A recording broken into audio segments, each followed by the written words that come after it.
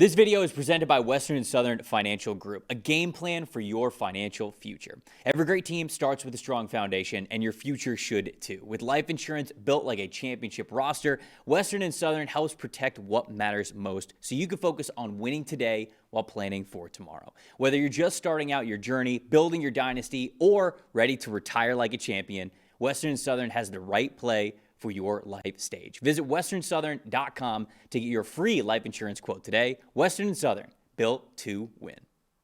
Let's talk about the Patriots and the Texans. The Texans really taking it to the Steelers in the second half of that final wild card game. It sets up a very interesting matchup because the Patriots looked, I don't want to say rattled, they just didn't look to form against that Jesse Minter defense with the Los Angeles Chargers. So let's talk about the Patriots first. Patriots run game. What are you expecting from them against a Houston Texans defense that you yourself said, man, it's like them and the Seattle Seahawks that are right there for the best defense in the NFL? Yeah, this is going to be a tough task because the Patriots like to run outside, whether it's in their zone game or their back Stevenson and Henderson are bouncing those duo runs to the outside, right? And this is something very similar to what I talked about when I had the Steelers run game going against Houston last week. How often can they get outside? How often can they create big plays to the outside? New England is 5.1 yards per carry this season when they get off tackle. Okay, that's the fourth highest mark in the NFL. They have scored the most touchdowns, 15 of them on off tackle runs this season, and they have 24 explosive runs when they get off tackle, eighth most in the league. Why is that important? Because once again, that forces you to attack Will Anderson Jr. and Danielle Hunter, this great edge defender duo. Pittsburgh struggled to run to the outside for the most part last week because of these two. They do such a great job of funneling everything back inside to those big defensive tackles like Tommy Togiai and Sheldon Rankins, and inside to the linebackers Azeez Al-Shaair, Henry Toto, that crew. So when you look at what New England wants to do, they want to get to the outside, but Will Campbell and Morgan Moses have a serious task, obviously in pass protection as well, but in the run game of trying to create that space, and Josh McDaniels is going to have to find a way to leverage some formations to get around those guys and get Travion Henderson and Ramondre Stevenson to the outside, because the Patriots' problem is when they run to the inside, they only run in between the tackles 4 yards per carry flat. So they need to be able to get to the outside to add balance to this. I expect that Drake May is probably going to be a piece of this run game as well, even if it's just as a read option threat to open some things up. But New England's run game has been most successful when getting outside, much like Pittsburgh's last week throughout the year. The problem is getting around those two defensive ends for the Texans. When it comes to the Patriots in the passing game, going back and watching last week, May had two turnover-worthy plays in that game. One of them was pressure from the blind side where he had the fumble, and it's like, okay, well, it's a turnover-worthy play because he fumbled the football, obviously, but that one's not, him throwing it into coverage. The other one was him being very confused by a mugged look from the linebacker where it looked like the linebacker was going to have an A-gap blitz, and he ended up dropping immediately. And Drake May just didn't, he did not expect for that to happen. You could see when the ball was snapped, he got the ball. He was like, oh, okay, the linebacker's not occupying that area anymore because he's going to blitz. I'm just going to hit this really quick route here. And the second he looks to it, the linebacker's right there, and he goes, oh. And he holds on to the ball a little bit longer than he should have, and that's the second turnover-worthy play there. So he didn't really have a turnover-worthy play when it came to him targeting wide receivers or tight ends deep down the field. I just felt like he looked uncomfortable. I just didn't think he looked super confident. He just didn't. He didn't look like what we've seen from him over the last, I would say, second half of the season. And that throw that he had to, was it to Austin Hooper? Austin Hooper, Hunter Henry. Hunter Henry. It was Hunter Henry. Yep. Okay.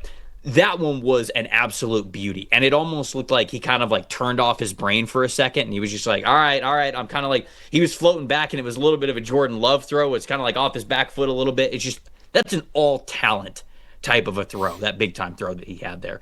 So we saw a flash of it there, but for the most part, I just felt like he was playing a little bit nervous. I don't feel like he was seeing the field as confidently as he needed to be, which, look, Jesse Minter's got, 7, 8 head coaching interviews right now. So there's a reason why. It's because he's one of the best defensive minds in the game. But it doesn't get any easier this week with DeMeco Ryans and this Houston Texans defense. I do think that man coverage and a lot of man coverage is something that May is comfortable consistently attacking. Like, he is very comfortable letting the touch on his passes sort of be what does a lot of the heavy lifting and the timing and getting it to his receiver over one-on-one coverage. And I think that for as much as this is a tough matchup, I think it's a decent matchup for May to just sort of, like I talked about with that one big time throw, turn off his brain a little bit, not overanalyze so much, just be like, okay, there's my guy, there's the route, there's the coverage right there. Let me put the ball exactly where my receiver needs me to place it. So seeing a couple more of those throws, obviously, I think gets it done against the Houston Texans offense that was struggling against Pittsburgh throughout the first half. Talk to me about the Texans passing game and what you saw from them last week in their wild card matchup against the Steelers. It obviously wasn't great last week. Offensively, they only scored 17 points, and it felt like the passing game was inconsistent. And something that I'm noticing, or at least that felt like the biggest problem to me last week, was C.J. Stroud under pressure. He just has not been as composed under pressure as we're used to seeing. All right, his first 2 years in the NFL, by our grades, passing grades, things like that, he was pretty close to average, right? This year, Trev, this is out of 41 qualified quarterbacks, okay? When he's under pressure, he's 34th in passing grade. He's 25th in yards per attempt. He's 36th in adjusted completion percentage. The accuracy is way down when he's under pressure this season, and he's got 12 turnover-worthy plays, which is tied for the third most in the NFL. Last week, okay, and this is really the biggest difference maybe I've ever seen, he had a 90 passing grade in a clean pocket, all right, against the Steelers.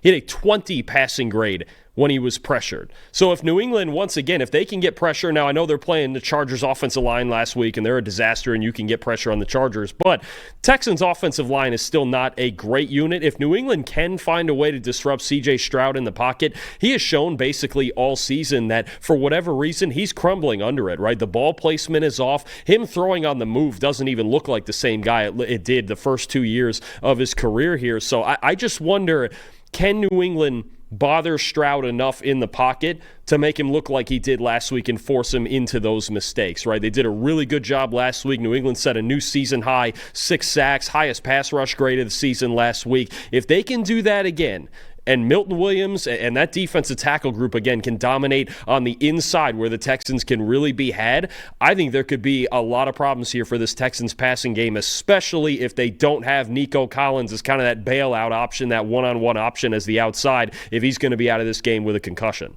So I totally agree with you from that side of the matchup when it comes to what New England's defensive line does really well. If they're an attacking style defense, they want to get in the backfield, and I agree with you that they could wreak havoc against the Texans passing game just because that's what they do really well.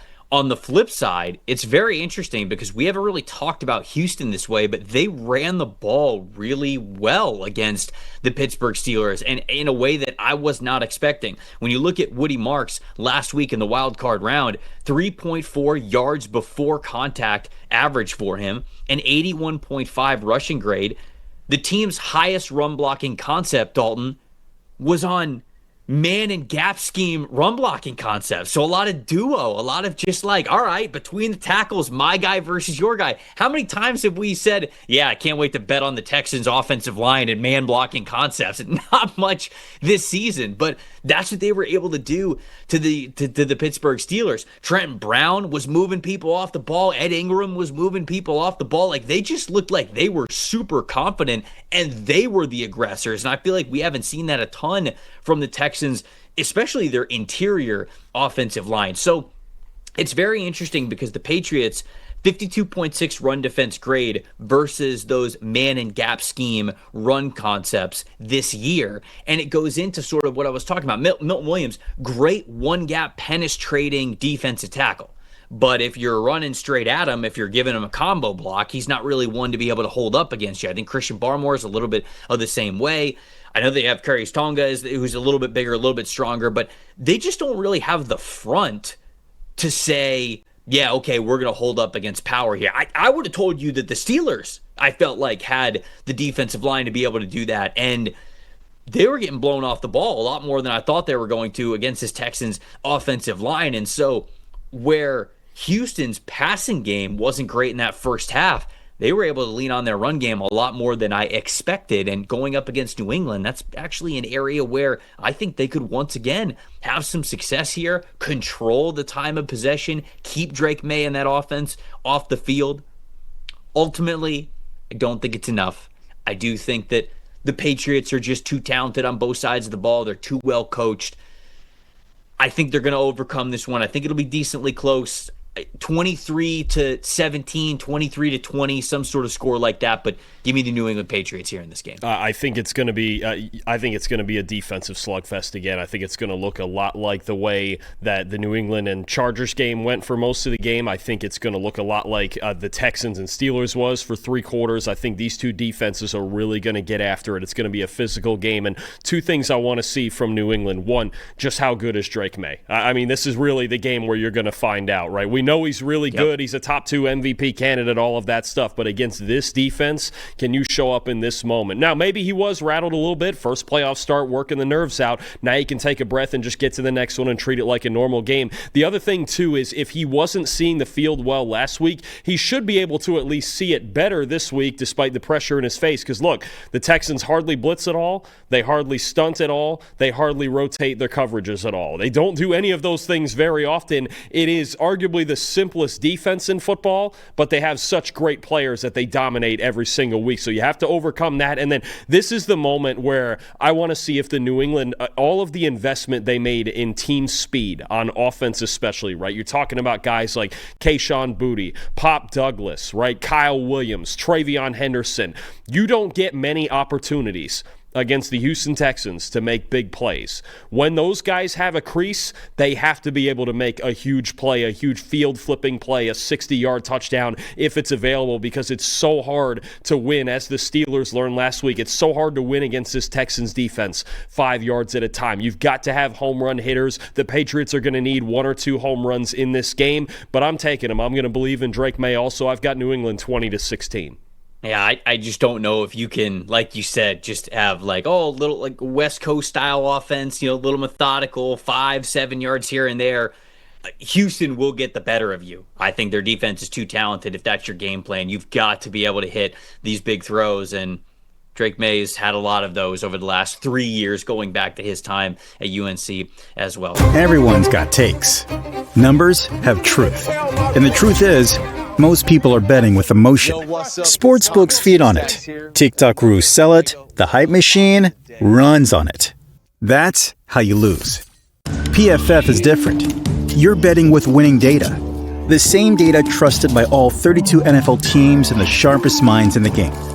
PFF betting tools take every prop, every matchup, every angle, and run them through our custom models. Built on the best football data in the world. What comes back is your edge. Simple, sharp, and built to win. Want to go deeper? PFF puts a pro-level analytics department in your hands, giving you the same insights teams use to find every advantage.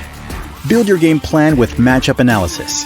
Project every snap, every matchup, and every edge before kickoff, because the smartest plays start long before Sunday. Hit rates show how a player performs against their prop and against defenses built the same way. It's the data that gives you real confidence in every pick. Next, Key Insights translates PFF data into the story behind every matchup, giving you the why that powers your bets. From coverage schemes to defensive looks, it's the context that turns raw numbers into winning decisions. When you're ready to take action, filter through every prop on the market and focus on the opportunities that matter, by game, matchup, or value. Then, shop for the best available line in your area and tap your book of choice to place the bet instantly. Everyone's got takes, but now you've got truth. Bet with data, win with PFF.